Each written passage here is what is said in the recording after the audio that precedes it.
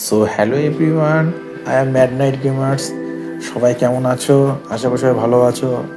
আচ্ছা, শুভ সরস্বতী পুজো আমার তরফ থেকে আন্তরিক অনেক অনেক শুভেচ্ছা। আর তার সাথে রয়েছে আমার এই চ্যানেল 1K সাবস্ক্রাইবার পূরণ হওয়ার জন্য, তার জন্য অসংখ্য ধন্যবাদ। আমি তোমাদের বলেছিলাম যে আমার 1K সাবস্ক্রাইবার আর চ্যানেল ওয়াচ টাইমটা পুরো ভেরিফাই হয়ে গেলে আমি নিজের ফেস রিভিল এবং আমি গেমের সঙ্গে সঙ্গে নিজের ফেসটাও আপডেট করবো। তো আপাতত আজকে গেমের ভিডিও নয়, এটা অ্যাকচুয়ালি আমার নিজের ফুলের বাগানের ভিডিও, ঠিক আছে, যেটা মা অ্যাকচুয়ালি আপডেট করতে বলে, ঠিক আছে। মানে আমার থেকে মেইন আমার মা জিনিসটা, তার হাতে তৈরি করা জিনিসটা, ঠিক আছে।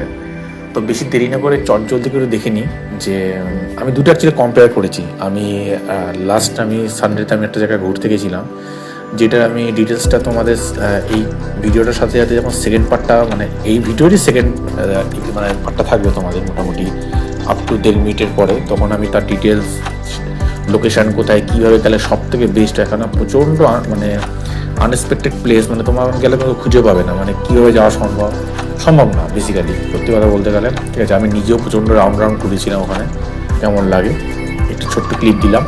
আমার ফুলের বাগানের সাথে আমি যেখানে ঘুরতে তার বাগানে কি কম্পিটিশন কোনোদিনই সম্ভব না, ঠিক আছে। সেটা অনেক huge area, huge costing, huge investment, but আমি একটা কম্পিটিশন বেসিক্যালি করলাম। কম্পিটিশন তো করাই যেতেই পারে না, ঠিক আছে। এনিওয়ে, চলো আমার সাথে থাকো, দেখতে থাকো ভিডিওটা, আশা করি ভীষণ ভালো লাগবে। হ্যাঁ, এটা খিরাই, বাট খিরাইয়ের মতোই আরেকটা স্পট, যেটার নাম হচ্ছে চাপড়া। অ্যাকচুয়ালি খিরাইটা এত পপুলার হয়ে গেছে, সেই জন্য চাপড়া বললে অনেকে হয়তো বুঝতে পারতে না। আর এটা আমার ভীষণই কাছে, মানে রানাঘাট আর কৃষ্ণনগরের মাঝামাঝি বলতে গেলে, একটু গ্রাম সাইডে, একটু ভেতর দিকে স্পটে, ঠিক আছে। তো আসুন আমি ডিটেলসটা ছোট্ট করে বলে দিই, কারণ ভিডিওটা বেশি আমি বড় করিনি, শর্টের মধ্যে রেখেছি আমি। অ্যাকচুয়ালি আমার চ্যানেলটা হচ্ছে গেমার চ্যানেল, তো আমার ট্রাভেল আমি ছোট্ট করে দিলাম, কারণ যাতে ভ্যালেন্টাইন উইকে একদিনে, যেমন খিরাইটা অনেকটা দূর পড়ে যায়, অনেকে যেতে সম্ভব হয় না, পসিবল হয় না।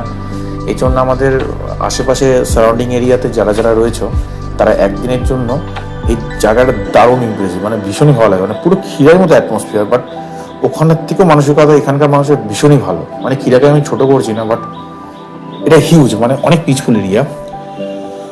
সব বেশি দেরি না করে ছোট্ট করে আপনাদের আমি ডিটেলস বলে দিচ্ছি, বাকি ডিটেলস তোমরা স্পটে গিয়ে পেয়ে যাবে।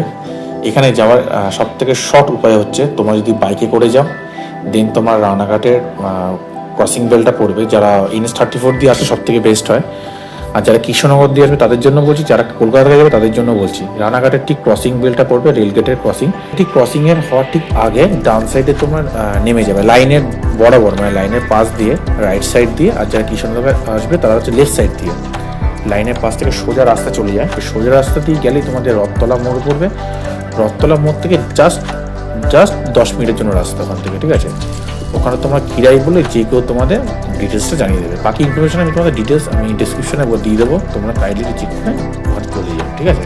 আর তোমরা প্লিজ পারলে একবার ভিজিট করো জায়গাটা, তোমাদের এত ভালো লাগবে না, তোমাদের বলে বোঝাতে পারবো না। আমি বেশি ডিটেলস আর বললাম না, যা শর্ট করে তোমাদের আমি জানিয়ে দিলাম যে আমাদের খিরাইয়ের মতো আরেকটা স্পট আছে, যেটা হচ্ছে চাপড়া।